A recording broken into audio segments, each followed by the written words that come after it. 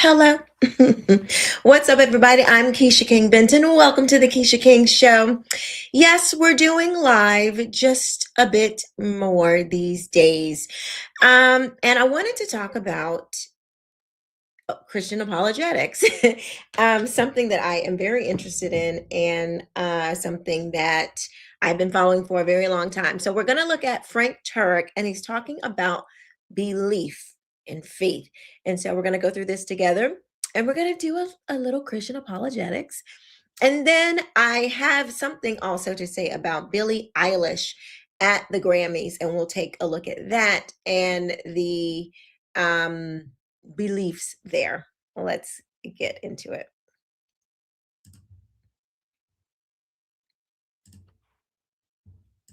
"75% of kids who are brought up in a Christian home, who are brought up in church, as soon as they leave the home, within a year or two after they leave the home, are walking away from the church. Many never return."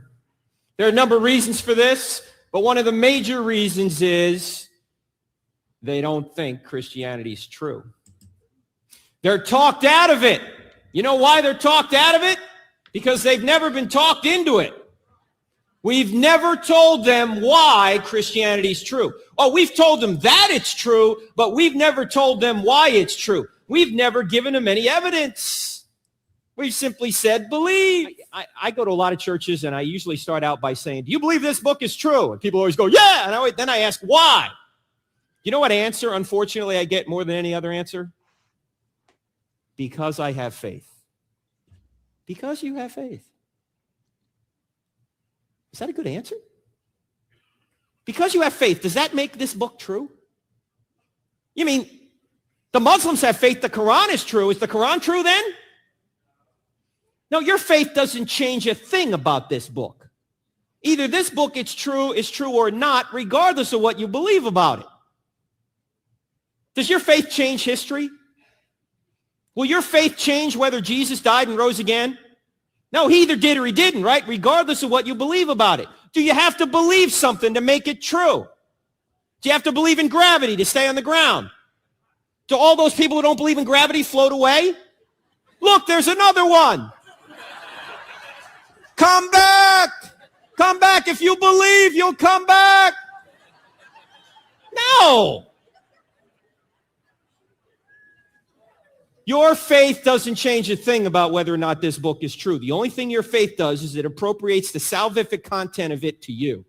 It does not change whether or not God exists or whether or not Jesus rose again or whether or not this book is true.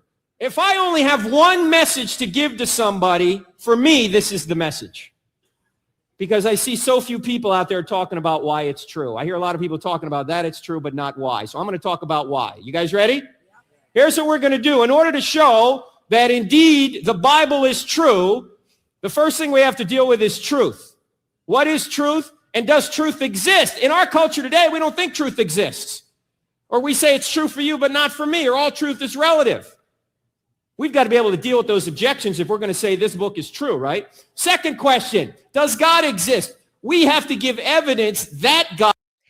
You know, one of the things that I learned when coming into Christian faith was that it really teaches you how to think, because in order to get to the bottom of if Christianity is true, you have to know how to think, and you have to build precept upon precept, truth, going from one truth to the next.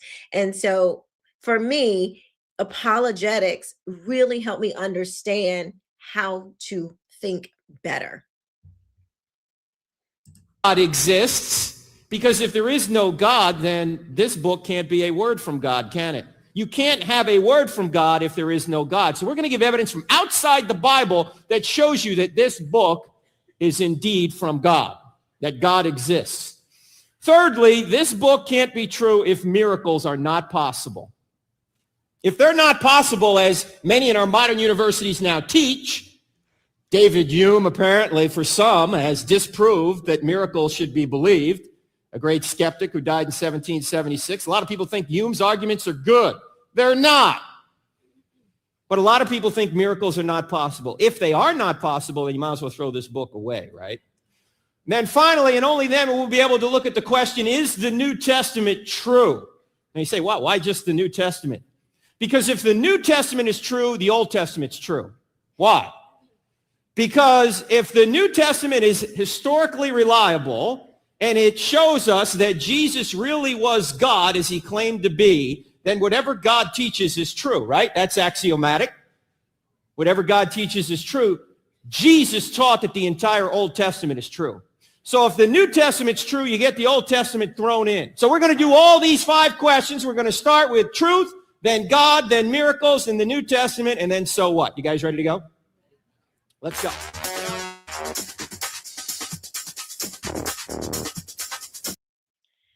So that is Frank Turek, and he's outlining why belief is not enough. And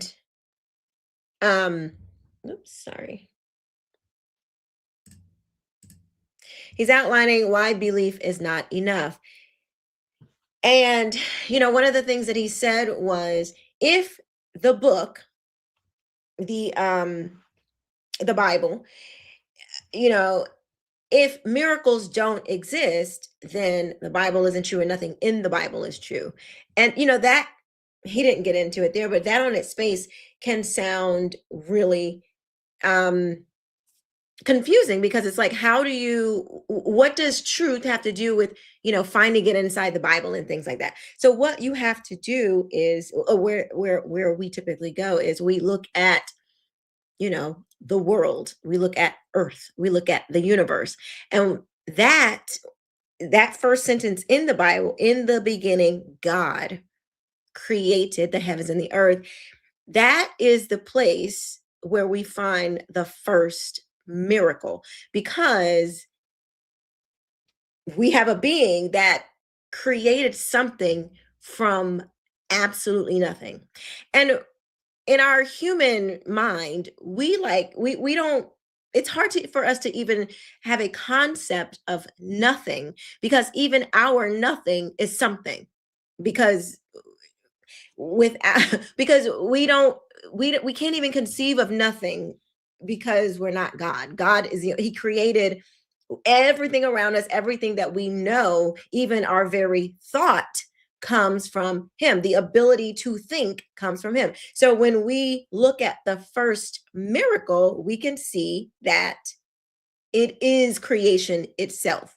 And so if that can be true, if all of this something came from nothing, then everything else is possible. Obviously, Jesus rising from the dead, that is certainly possible if a God who exists in spirit can create something for us to have a tangible world. That in itself is a huge miracle. And even with all of this evidence around us, we have the universe, we have earth, we have trees, we have grass, we have all of these amazing things. We have salt, we have, animals, we have human beings. All of these things you can see, you can touch, and you believe that they are there. But is that enough? Is that belief enough to get you into heaven? Because that's the goal, right? Isn't that the goal? The goal is to spend eternity with God, because if there is a God, we certainly want to spend eternity with him. And if there is a God, then there has to be evil. And we don't want to spend eternity with the evil one. And what a lot of people don't understand is that our beliefs now will dictate where we go after this body goes into the ground, after life, true life, your soul, your spirit leave this body. And so, we hear a lot of people say, my truth, your truth, I believe this and I believe that. And you can, like I said, you can look around and see what is what, but it doesn't mean, just because you can acknowledge it doesn't mean it will get you into heaven. And so as we are, thinking about these things and thinking about what we believe in the Christian faith, just having a belief is not enough. You can say, I believe in God. You can say, I believe in Jesus. And Jesus says, there will be some that come to him and say, Lord, didn't I prophesy in your name? Didn't I do all these things in your name? And Jesus says, depart from me, I never knew you. So we know, and the Bible also says that even demons believe. So what is the separation between belief and faith? Because if demons believe, they certainly aren't spending eternity with God. They're not. So that tells us that belief is not enough. And so what is the difference between belief and faith? And what do we need to do to push this belief into the next to the next level? Hold on, I had some notes here. Let me see. 1 second. How are you guys doing? Put some gold hearts in the chat. For your girl. Put some gold hearts in the chat, everybody.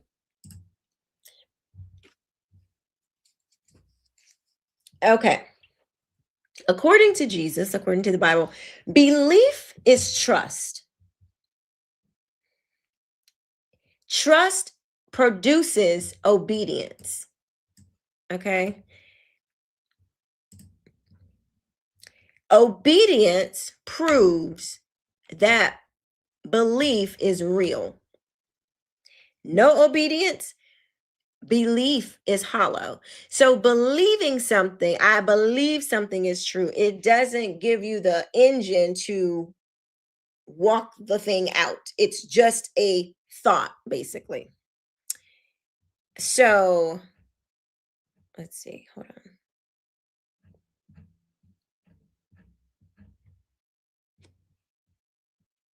Faith is trust that moves your life. It actually moves your life.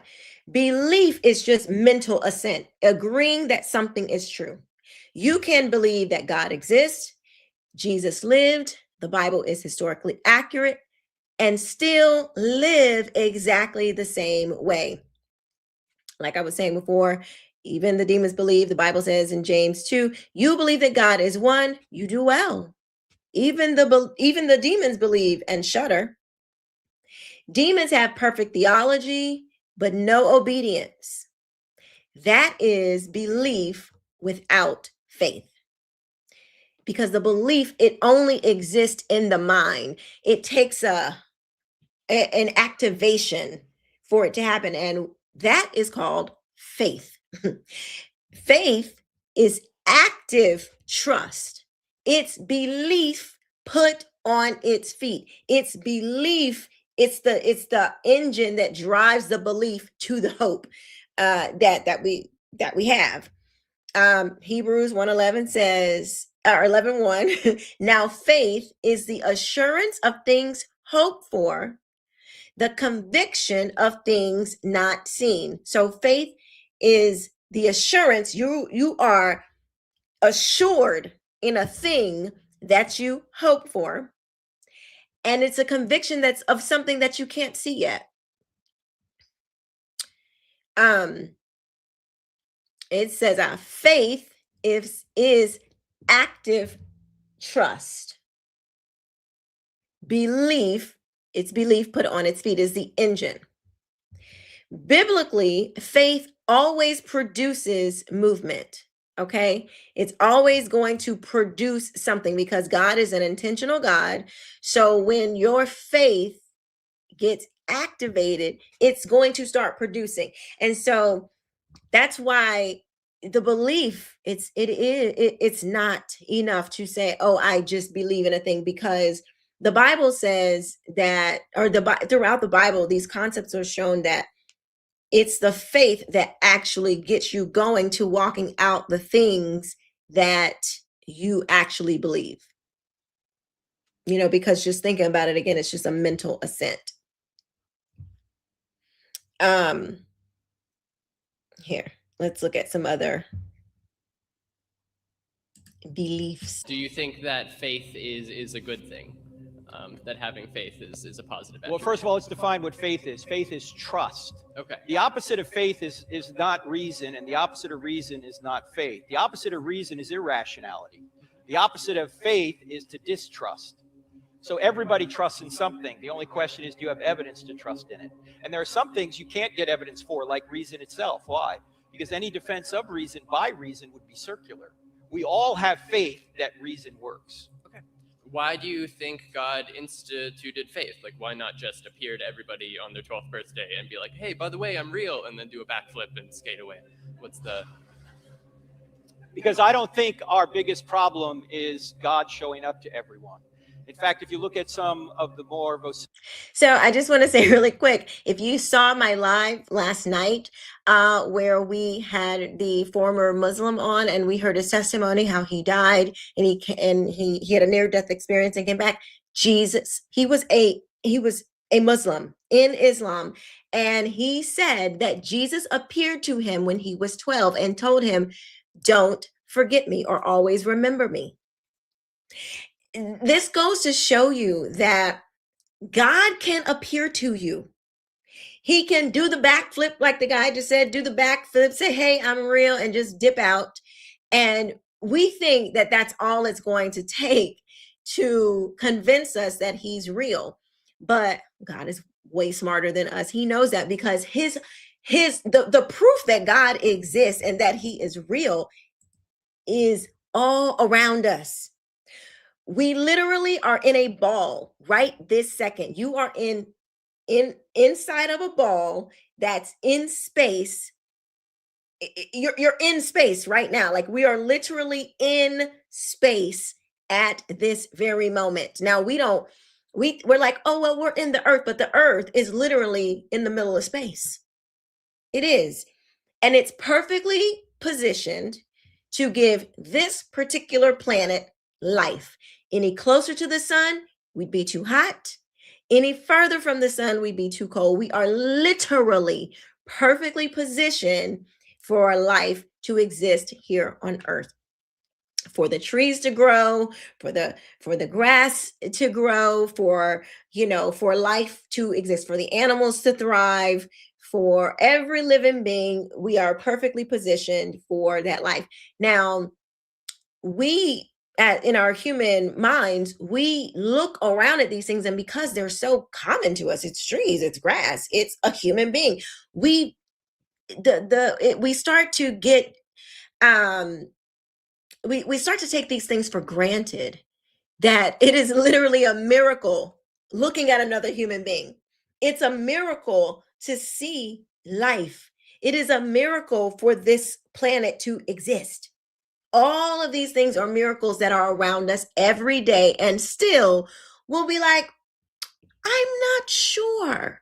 We want to put our thinking above God's thinking, and you can't.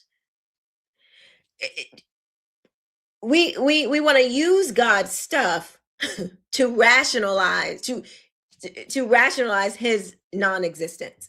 It's crazy. It's crazy work. Think about it. We can't even create a blade. We can't even create a grain of salt, a grain of sand, a grain, one. We can't create one in and of ourselves. And we puff ourselves up, and we think that we are just, so smart and wonderful. And, many people will just reject God. All of the evidence will be around them. God could literally show up to them, and they will still reject him from time.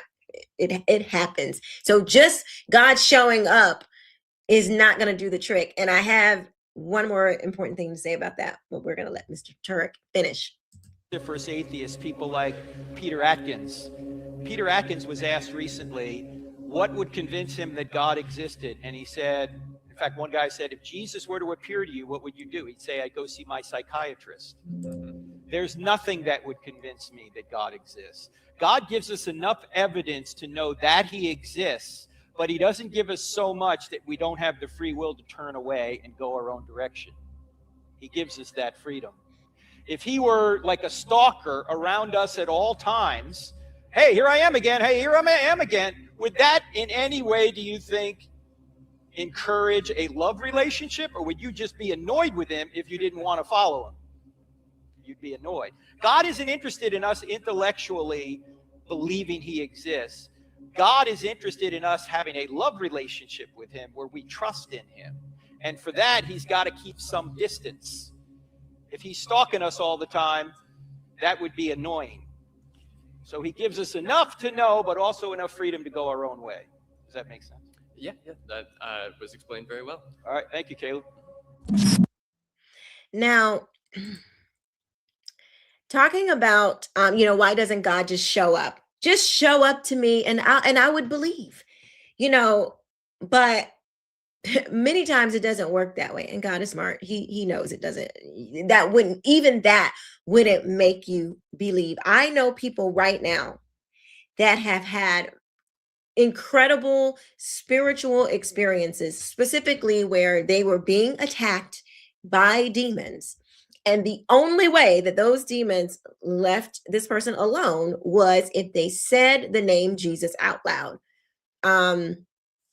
This person has always had, spiritual experiences all throughout their life as a little child and as they got older.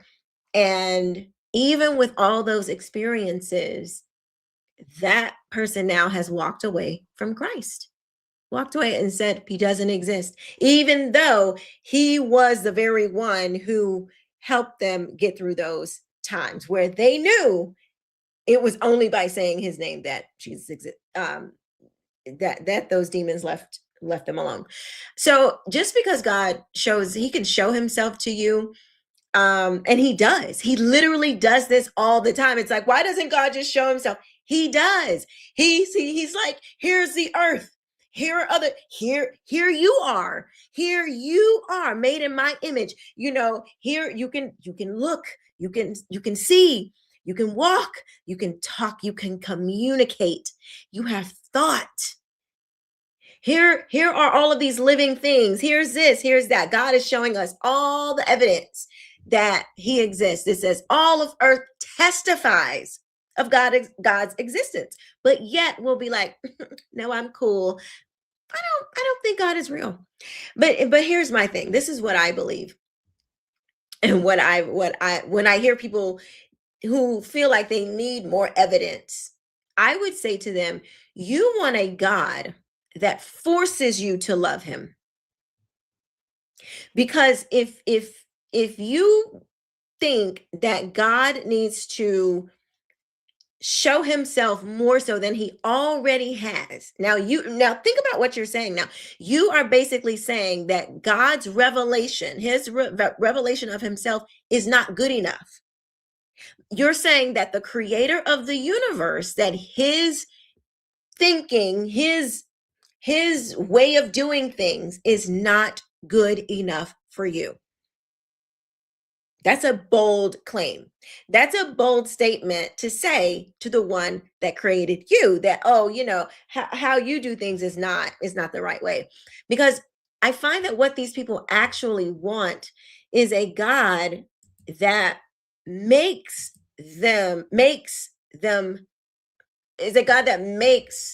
you love him. And God's never going to do that. He's never going to force himself upon you. His revelation of himself is all around us. And it's basically like you can accept it or you won't. Now, I found this video on this other video talking more about this on a channel called Daily Dose of Wisdom. So I'm going to play it. I really want to just capture the person's comments and not necessarily the commentator. So yes, how do you know that? So we will start here.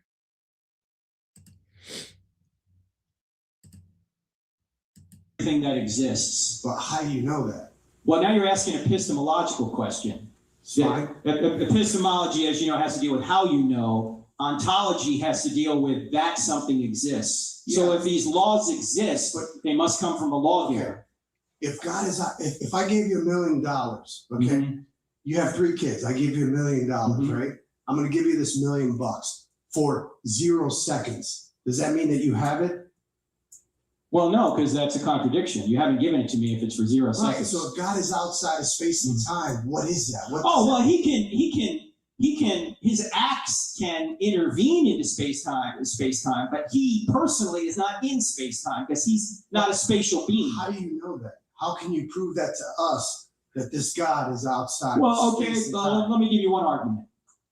The evidence shows that space, matter, and time had a beginning. Even atheists admit this. Space, matter, and time had a beginning. In other words, the universe had a beginning. Okay. Atheists aren't even arguing over that now. They're trying to come up with another explanation other than God. But if space, matter, and time had a beginning, whatever created space, matter, and time can't be in space, matter, and time. So what created God? Well, that's a good question. But let me get there. And who created God? Let me get there. Let me finish this, okay? Because I don't have time. No. If space, matter, and time had a beginning, whatever created space, matter, and time can't be made of space, matter, and time. In other words, the being must transcend space, matter, and time. Let me finish. Yeah, but this is something that this is a claim.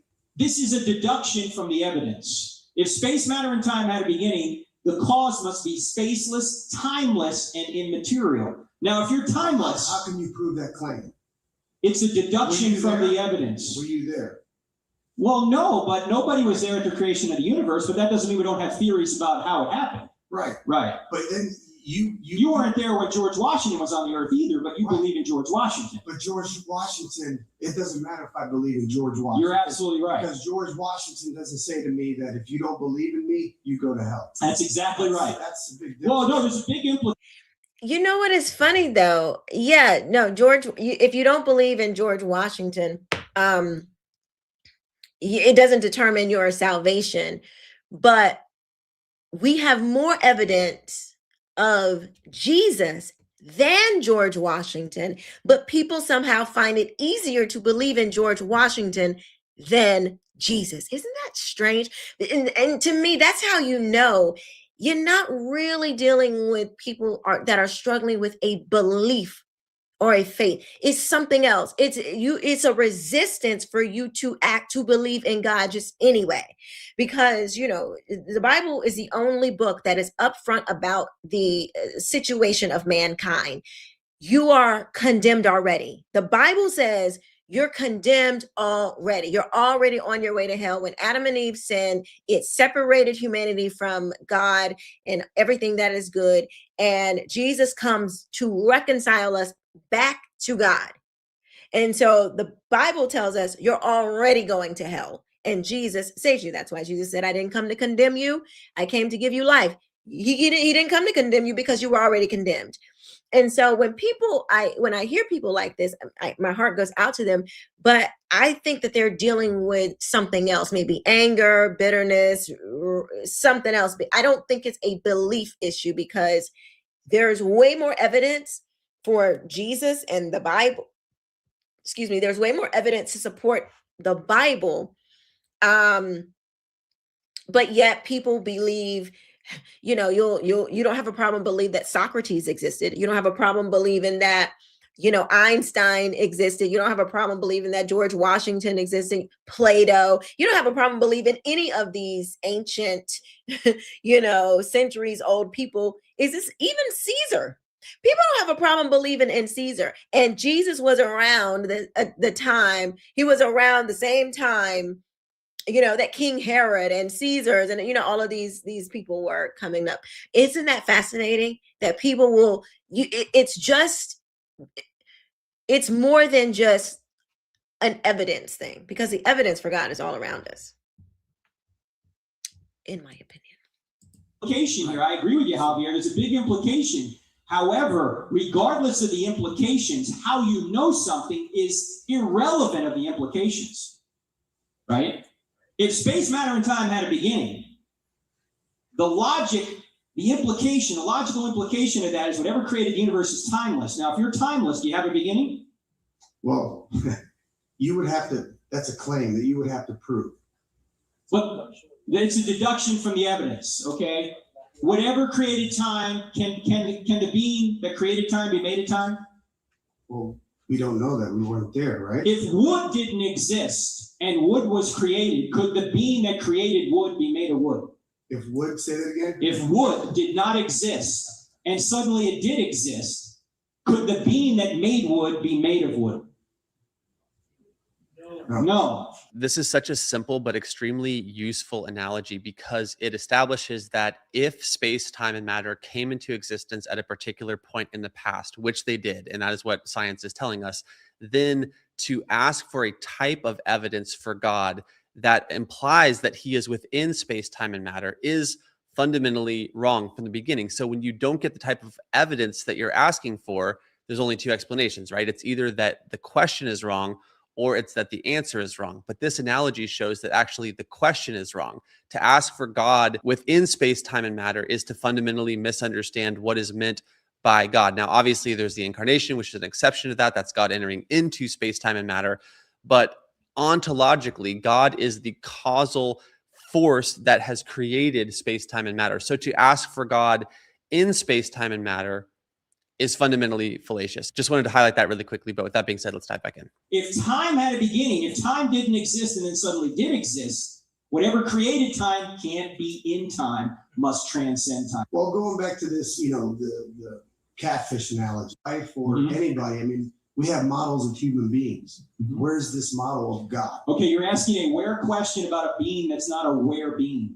Yeah, but he interacts, right? He dips his hand, he answers prayer, he heals people, right? So he should, this being should leave remnants of themselves. You're absolutely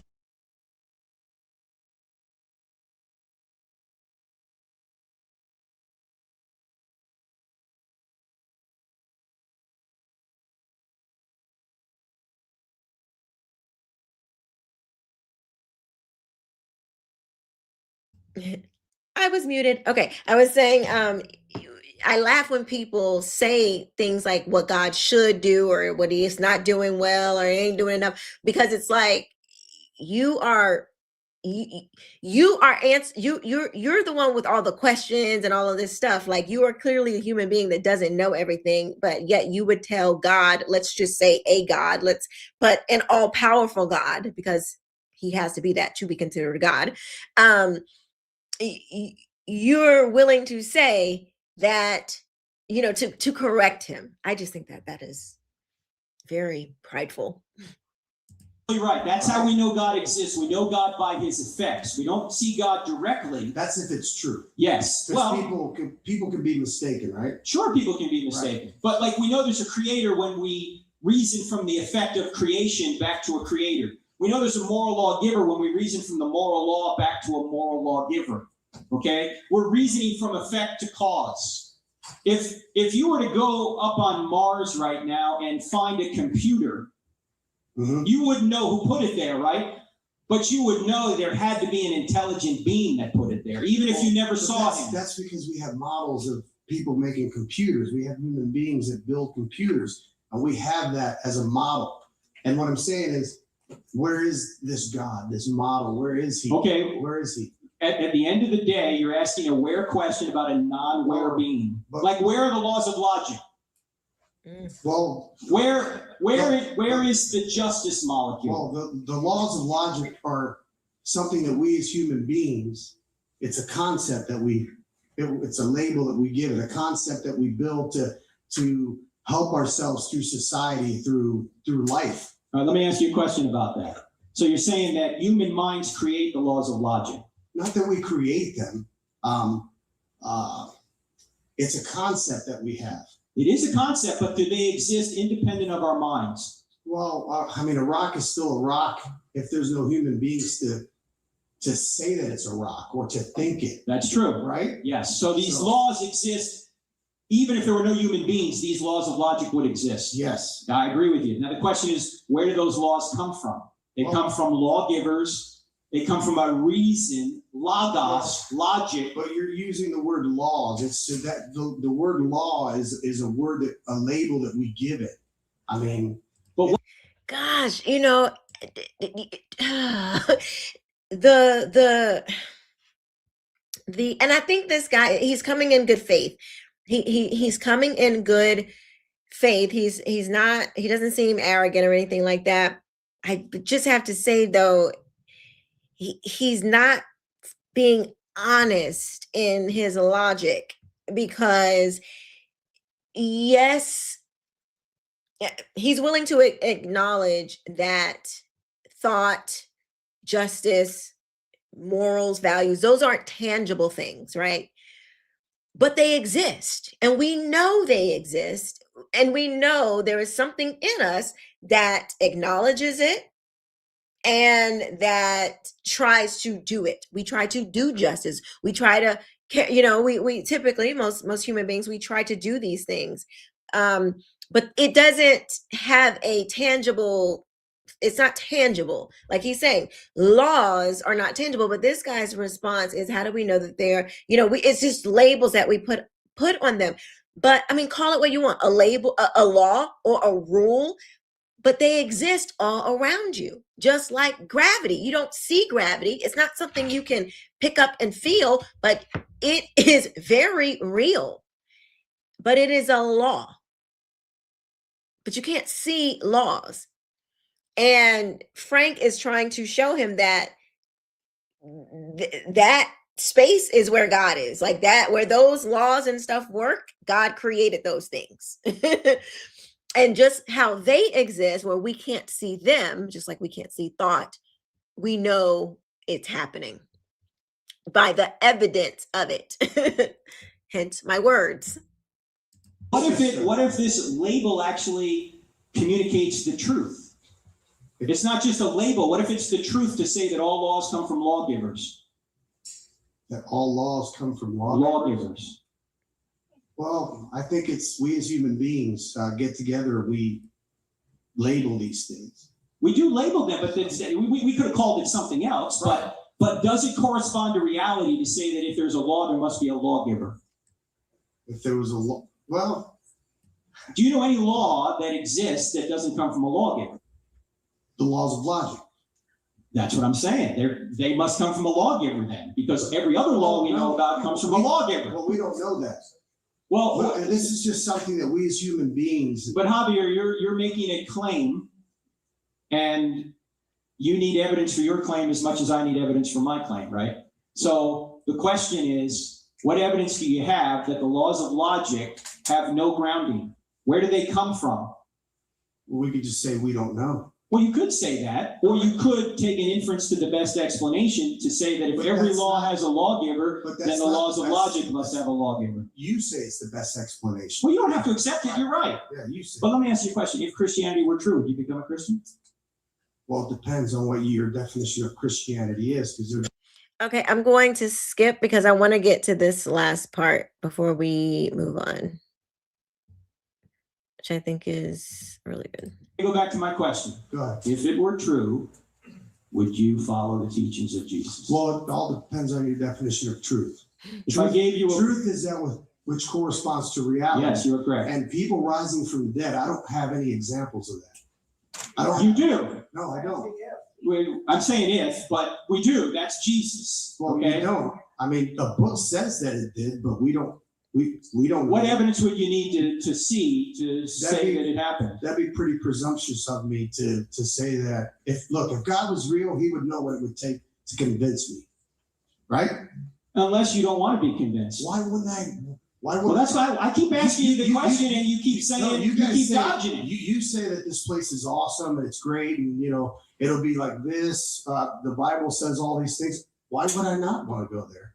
Good question. Why would if God would know what it would take to convince me. No, there's a difference between belief that and belief in. Right. He can convince you belief that, but if you want to go to belief in, that's your choice. Would God know what it would take to convince me that he was real? Oh, of course. Right. So why doesn't he do that? How do you know that you are being completely honest with yourself? I know I'm completely honest. And that's the thing. That right there He wants a God that makes human beings a robot. God, why doesn't God just make me believe? Just make me believe it already. But God is a God of love, and love does not force you to believe anything. Like if God made human beings in a way that, we were just forced to do, we had no choice, there's no free will, then we will be complaining. It wouldn't be real love, okay? Because let's just be real. If there was someone who was trying to make us love them, if your significant other was trying to make you love them, you would not see it as love. You would see it as creepy. I guarantee you would. You would not be like, "Oh, they're every night. They're dragging me out of my house trying to make me love them." They're let's not even go there. Let's just say they're sending you flowers, they're sending you emails, they're sending you text messages. They're coming by your job and leaving you notes. They're doing he's doing everything he could possibly do to show you that he loves you and is reaching, and you are like, no, thank you. Let's just say it's a man. If that man just snatched you up and dragged you to the altar and said, you're going to marry me, you would not feel like that is love. Right? You wouldn't. And so people think like, oh, why doesn't God just show me? Like, he is showing you, but he has to give you have to choose, because without the choice, it's not really love. Angel Will says God is a free will absolutist. Yes, he is, because it's like he has to operate in that way. Otherwise, his love is not love. That's a robot. Angel Will says scariest verses in the Bible. And then I will declare to them, I never knew you. Depart from me, you workers of lawlessness. Matthew 7:21-20. Isn't that? I was just talking to my mother earlier, and we were talking about that. And that is so true. And I was just like, that is terrifying. That is terrifying, for the God of the universe to say, you didn't build a relationship with me on earth, and therefore you don't get to spend eternity with me, building a relationship with me in eternity. That's why God is big on relationships. He says, abide in me and I will abide in you. He wants that closeness. It's just like this. Okay. This is the way that God showed it to me. So this is the way I'm going to share it with you. Hopefully it'll make sense. Okay. If let's say me and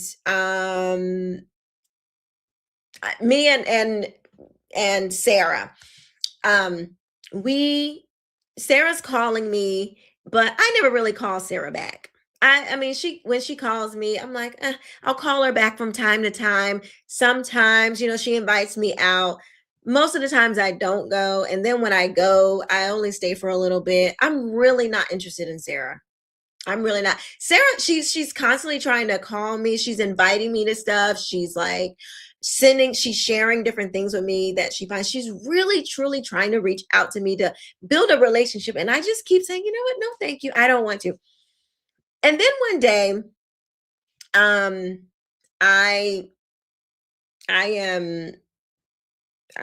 I'm moving away.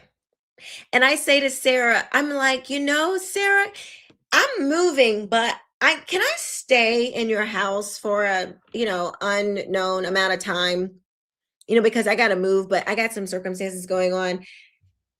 And Sarah's like, I mean, I don't know you. Like, we don't know each other like that. You want to come and spend all this time in my house, but you didn't bother to build a relationship with me. And so we're not on that level. I don't know you like that. And that's essentially what God is saying. He's saying, while you're on earth, while I'm still working out my plan, I want to get to know you. And if you don't know me while I'm working out the plan, when my plan is finished, if you can't just come and be all up in my house when you haven't bothered to build a relationship with me. Because I was thinking, like, I laugh with God now. I cry with God now. I praise God now. I do all of these things with God right now. And I was thinking, when this body is finished and it goes into the ground, my soul is still the me, Keisha, like my personality, my thoughts, my will, my emotions, all those things, that is still me. And that part of me that's been laughing and kikiing with God and crying and doing all this, spending time with him, we're going to pick up right where we left off when I cross it. Because because the relationship has been built. I hear the voice of the Lord. I know when God is speaking to me. I read his word. We communicate. We be talking. And so since we have this relationship, this beautiful relationship, and he cares, he considers, all of these different things about me. He wants to know, what I'm thinking about with this platform. He wants to know, about my marriage, about the kids, about just different things, all the things. He wants to be involved. He wants to be involved in all the areas of our life, because he wants to help and guide us through these areas of our life. He's a good father, just like any good father would do. And so you really it's like picking up where you left off on earth. And if you haven't built that relationship, how are you going to pick that up when you drop this body? That really touched me, because that's like what it is. I'm going to be laughing and praising God and doing all these things with God that we do now. It's just going to be in his presence full time. And it's going to be glorious. And so one other thing I wanted to discuss about belief is this Billy Eilish thing. So Billy Eilish is a singer who, I didn't even know this, but her parents were like famous or whatever. But she said something, and we're going to talk about the Grammys, but what she said is way, way deeper than what people actually realize. So we're gonna dive into that. So I just want to play this for you really quick, and because we're going to break this down. We're going to do a little apologetics on what Billie Eilish said. Okay, so let's see here.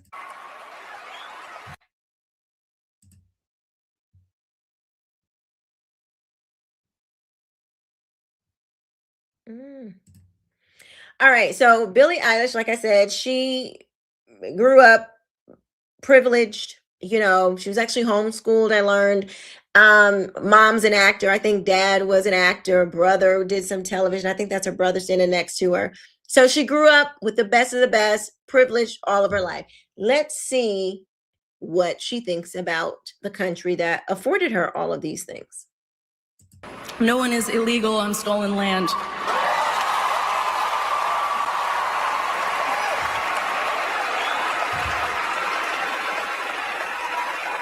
Okay, now that headpiece, that's illegal. That should be illegal. Because, girl, you wear stuff like that when you're on the stage, not when you sitting near the stage. Okay, ma'am, that's performance gear. In case you didn't know. I thought y'all supposed to be the experts in that. And yeah, it's just really hard to know what to say and what to do right now. And I feel really hopeful in this room, and I feel like we just need to keep fighting and speaking up and protesting, and our voices really do matter, and the people matter. And I say sorry. So she says F ICE, but we got to lift up our voices. There's no illegal on stolen land, blah, blah, blah. All right, but let's take a deeper look at what Billie Eilish was actually saying. Let's see. 1 second.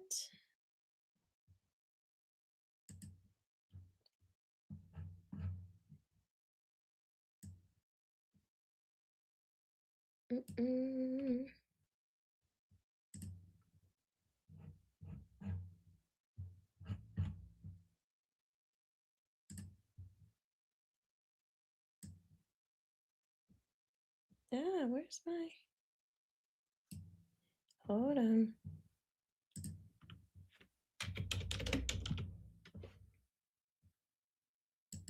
Okay. So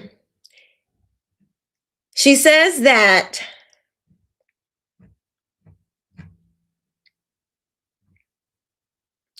nobody is illegal. That's her. Nobody is illegal on stolen land. Okay. I think whenever a sentence makes you feel righteous before you've even thought it through, I think that would be our cue to kind of slow things down. No one is illegal on stolen land. And, you know, we know what they say about American stolen land. But the Bible says desire without knowledge is not good. And whoever makes haste with his feet misses his way. Okay. So the desire without knowledge is not good. So let's just say not wanting people to be claimed illegal, but without the knowledge of how the system works and illegals and all of this stuff, that is not good. Because we have to have borders and boundaries. Every other country has borders and boundaries because it is a principle. You have to put a border around things that you want to protect. You have to put a boundary around things that you want to protect. Okay?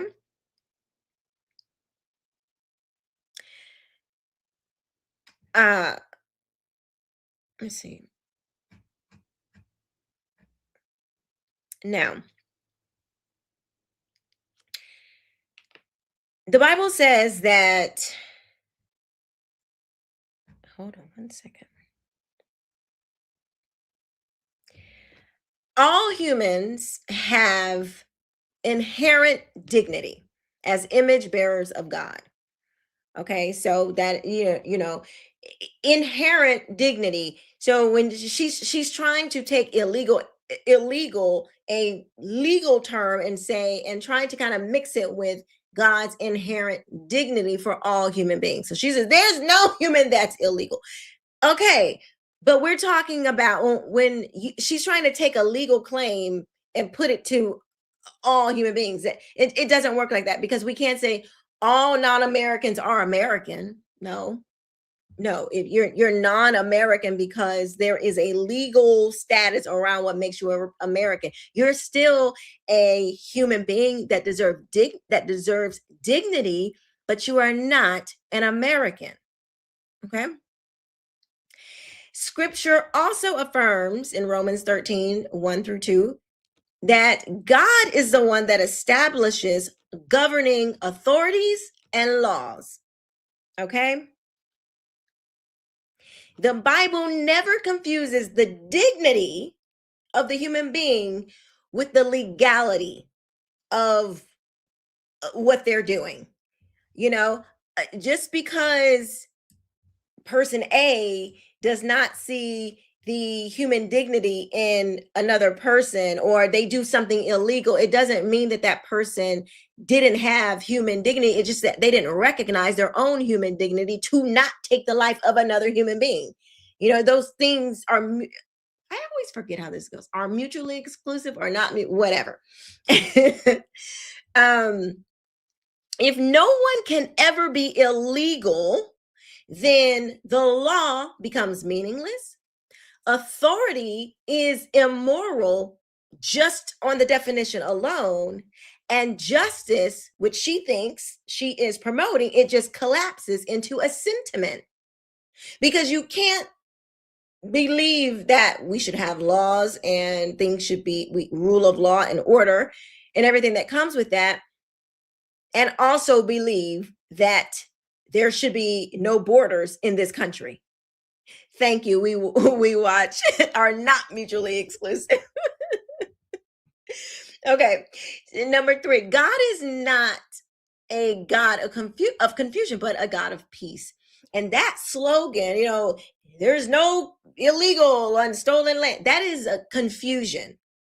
Okay, because you cannot have law and order. You cannot have people just coming into your country, just like you wouldn't want people, we use this example all the time, you wouldn't want people just coming into your house that did not belong to your family. Some of these things are not just they don't just apply to land and governments. They apply to us personally as well. So the claim of the nation itself is morally illegitimate and therefore its laws have no authority. Okay, so that's her claim, which is not a historical claim, it's a philosophical claim. All right. Acts 17:26 says, he determined allotted periods and the boundaries of their dwelling place. So this is from the Old Testament, where God allotted boundaries, and he says Israel, he created Israel. He said, those are my people. I'm keeping that for myself. So he set the boundaries and borders of the nations, and he says, Israel, I'm keeping for myself. Now, according to scripture, God governs history, God establishes nations, and God works through flawed people and imperfect events to create these nations and these laws. Okay? If all nations form through conquest or injustice, if they are all illegitimate, then no modern nation would exist, no law would be binding, and no justice system can function. Because in order for a justice system to function, which I'm sure if we asked Billy if she liked or not, I'm sure she wants justice or a justice system. I would be sure she wants that. But you can't have that if you don't have law. Because what are you going to base the justice on? Whose justice are we talking about? I don't think that Billy Eilish would want us to go off of her justice.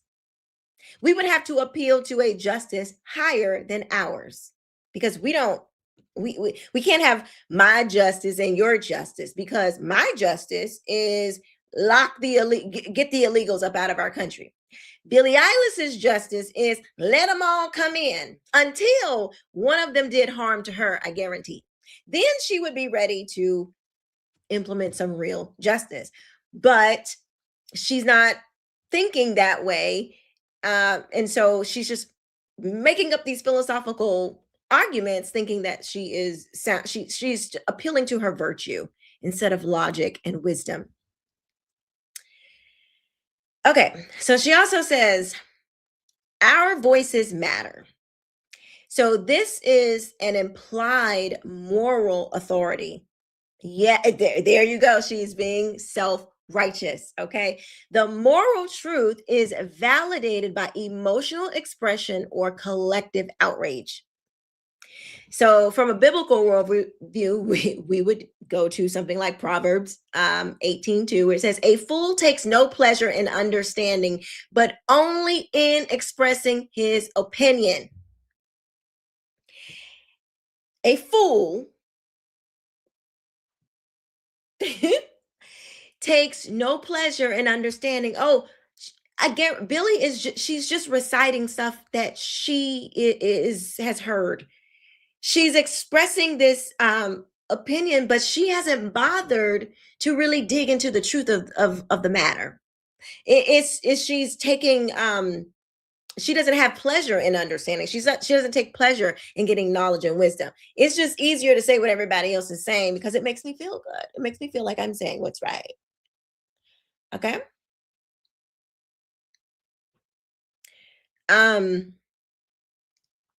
Let's see.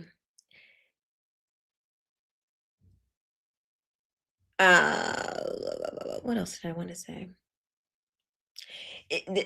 The core problem, the root of what she's saying is her statement reflects a worldview where morality. Thank you. We watch you too. You tracking? Thank you. Throw some gold hearts in the chat for your girl. Morality is emotional.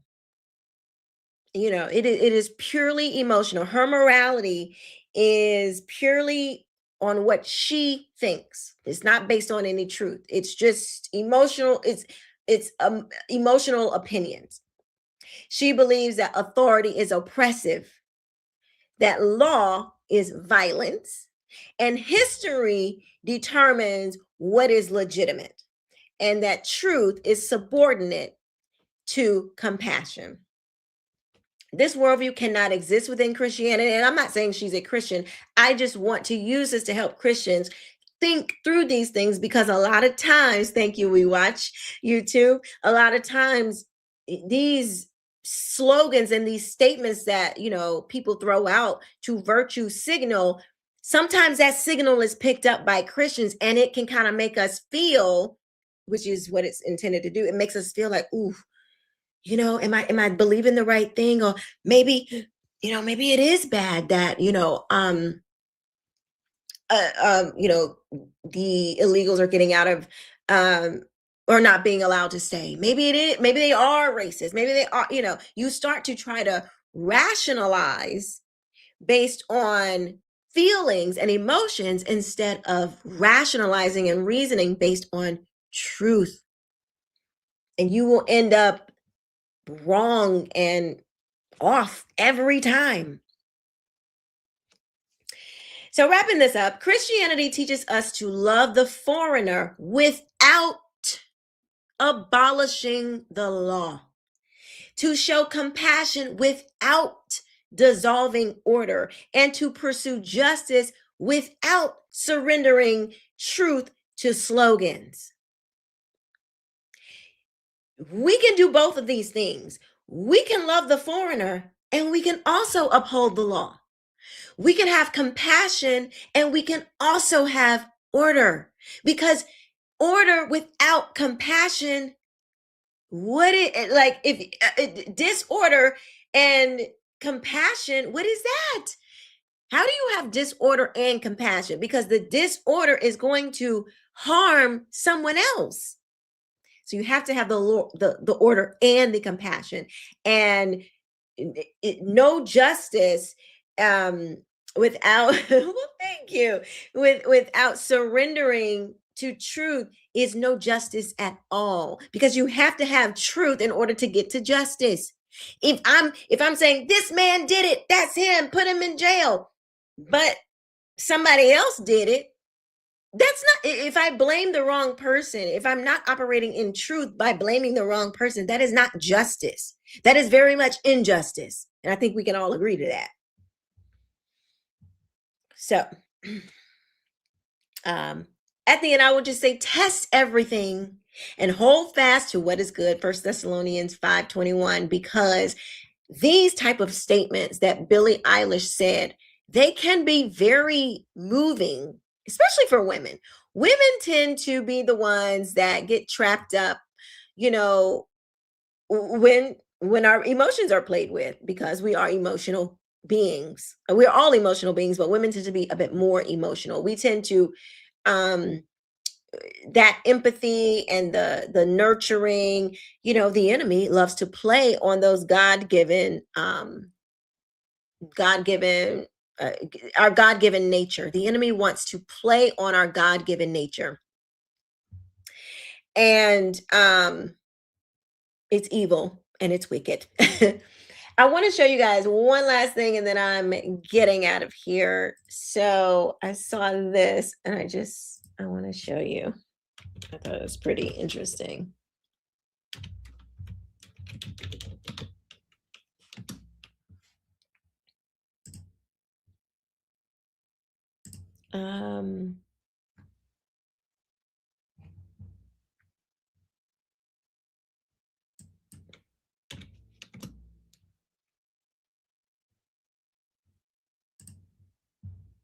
Watch this. It's a trip.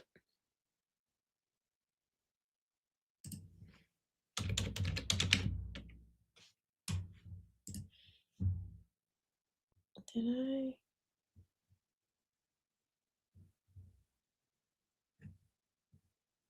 I? Okay, so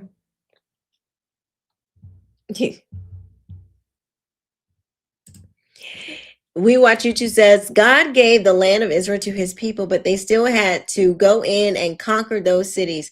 We get land through conquest. They did. That's just how it goes. We Watch also says we need to use the S word, sin, more often. Yes, it is sin. Here, I will tell you, if you do not get your life right with Christ, if you do not repent from your sins and give your life to Christ, you will not spend eternity with him. You do not want to be separated from the King of the universe when you drop this body. And the real you, your spirit and your soul come out, and you're going to go somewhere. You better know that you've built a relationship with the true and living God. So back to Billie Eilish really quick. She wants to, or I'm sorry, the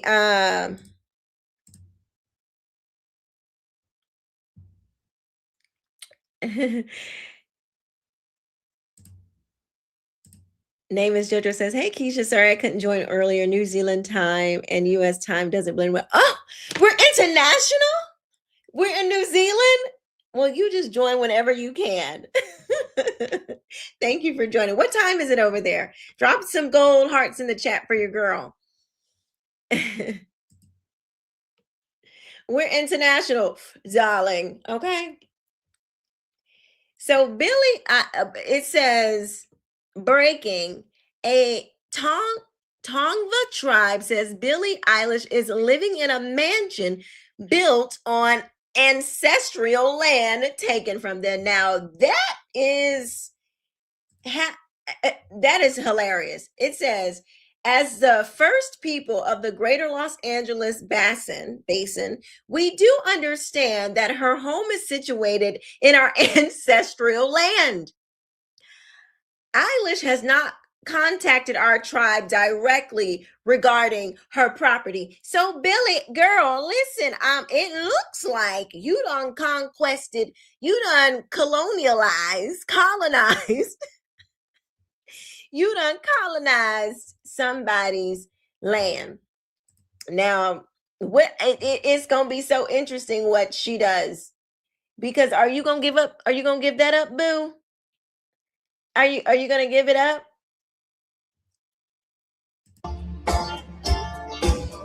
Somebody says they took a deeper look at her property. Let's see. We don't need no thought control. Hold on, I gotta mute it because I don't know if this is the property. That blue line is her property like outline.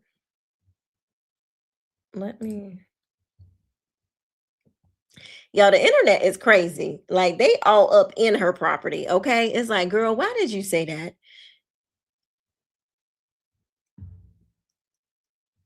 Because they are, it's all, you notice you can't really see. I don't even know if this is, let me go to something a bit more,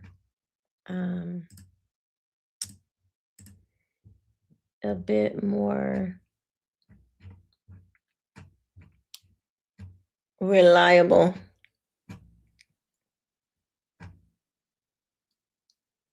I guess Billie Eilish has a couple. Oh, here's one. Here it is. This is the one I saw. So you see her property. You see that? You see these gates and trees. You see that border and that boundary around her property. For some reason, Billy has a border. Now, I don't understand why somebody who doesn't, believe that there should be that, you know, that basically that you can't commit a crime if you're from another, if you're coming to this country, if you don't belong, if you're not an American citizen, I guess Billy says it doesn't matter. You can just come right on in. So I guess these Tongva tribe people, I guess according to Billy's beliefs, they can just come right on in and take the land. I mean, I'm not the smartest person on the block, but help me in the chat. If you say that no person is illegal on stolen land, your house is on stolen land according to the people that say you stole it from them. You didn't talk to these people before you built your property on their land that you stole. So I guess if we use Billy's logic, the Tongva people, they don't even have to say, like, they can just walk right in. Like, isn't that what Billy is saying? Like, you can just walk right in, right? No person, right? How did she say it, Keisha? No person is illegal on stolen land, and now you live on stolen land, right? Like, is that's the math, right? Yeah, and she cannot have them removed. That's right. And you can't have them removed, Billy. You gotta live. They get to live on your property. You conquered that. You conquered it. You conquered it. You colonized it. Exactly. Party at Billy's house. Okay. I'll bring the vino. Party. Because, you know, we can contact the Tongva tribe and ask them if we can come and have some, you know, cheese and some wine and cheese. And we could kick our feet up by her pool. We could just rummage through her stuff. We can put a tent. We can put a tent right about, you see where I wish I had like a thing where y'all could see. I wish I had a, can you see can't even see the mouse on here. But okay, so you see where the pool is, right? You see where the pool is? I'm thinking we put a tent. You see the two little beach chairs right there? I'm thinking a tent right there, right in that space. You see the little hot tub? And right, it's like it's the two pool chairs, pool loungers. To the right is a space right in, and then the hot tub. That's perfect. Like I could put me like a cabana. Okay.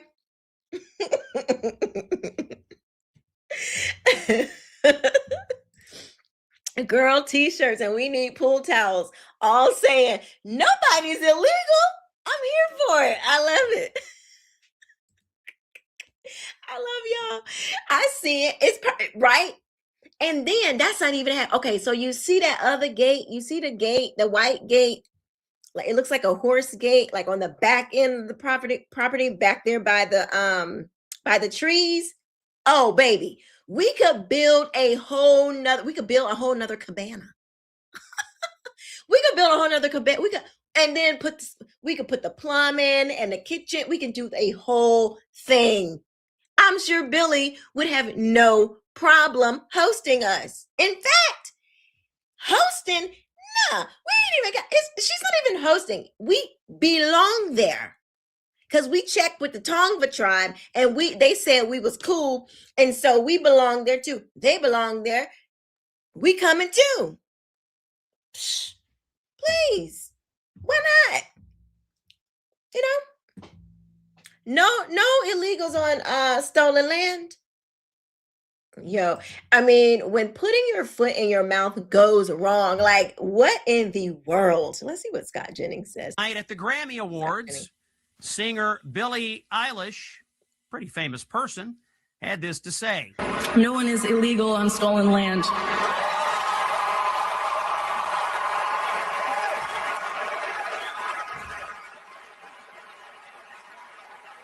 My goodness. And Yeah, it's just really hard to know what to say and what to do right now. And I feel really hopeful in this room, and I feel like we just need to keep fighting and speaking up and protesting, and our voices really do matter, and the people matter. And I say sorry. That sound dropout that you heard was Billie Eilish making a profane statement against ICE, by the way. Starts with an F, ends with a U. Very classy way to talk about the police, Billie. What does she mean by stolen land? Radical communists like Billie Eilish, who profits handsomely, I might add, from American capitalism, believe that America was stolen from the Native Americans, meaning that we have no right to enforce laws today, chiefly immigration laws. By the way, Billie Eilish lives in a $14 million mansion in Los Angeles on property that was once inhabited by the Tongva tribe. So far as we can tell, she hasn't taken any steps to return her mansion and surrounding property to its rightful owners, but we'll keep you posted. People like Billie Eilish are, of course, stupid, but what she says has influence. And what she means is that she doesn't believe the United States actually exists as a legal entity, as a nation. Oh, and you know something else? When Billie Eilish was in Ireland recently, she actually said this to her audience, cut 7. Well, as you guys know, I'm Irish, so it's cool. I am not from here, obviously, but it's really cool to come somewhere and like everybody looks exactly like you. Oh, really? A white American telling a foreign audience she likes to go places where everyone looks like her? Ooh. Sounds kind of racist to me. Ooh. I'm just saying, I didn't know we was going to get that tea. I was not expecting that. So Billie loves to, again, virtue signal. But then when she thought nobody was watching, she over there. Oh, I love being around all these people that look like me. That's probably exactly why she had no problem taking them in Native Americans' land. I'm just teasing. Anyway, you guys, thank you for watching. I will see you next time. Make sure you join. I'm going to start doing these lives during the day around 2 or 3 p.m. every day. And we're going to, just go through things. Like I said, going to do more of the apologetics, the Christian apologetics, and looking at faith, culture, and politics from a biblical lens. Let me know how you guys like these lives. Let me know what type of lives you want to see, because I really want to give you the type of content that brings you value. So let me know what you want to see more of. If you're liking these, if you're like, Keisha, I'm cool on that. You're not going to hurt my feelings, but I do want to know what you think, because I appreciate you very much. Thank you for watching. I will see you next time. Bye-bye.